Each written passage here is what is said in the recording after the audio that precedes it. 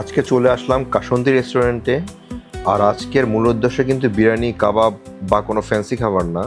আজকে খাবো একদম বাঙালির চিরচেনা মাটির কাছাকাছি একটা খাবার, ভর্তা আর ভাত। ভর্তা ভাতের মধ্যে এমন একটা ব্যাপার আছে যেটা যতই দামি খাবার হোক না কেন, মাঝে মাঝে এই সিম্পল কম্বিনেশনের কাছে ফিরে আসতেই হয়। ভর্তার আসল মজাটা হচ্ছে এক এক ভর্তার এক এক রকম স্বাদ, কোনোটায় ঝাল, কোনোটায় সরিষার ঘ্রাণ, আবার কোনোটায় পেঁয়াজ মরিচের সেই দেশি ফ্লেভার। আর গরম ভাতের সাথে একটু একটু ভর্তা মিশিয়ে খেলে ব্যাপারটা একদম অন্যরকম। সত্যি বলতে ভর্তা ভাত এমন একটা খাবার যেটার জন্য খুব বেশি আয়োজনের প্রয়োজন হয় না। গরম ভাত, ভালো একটা ভর্তা আর সাথে একটু ঝাল, ব্যাস, বাঙালি মন ভালো করার জন্য এটুকুই যথেষ্ট।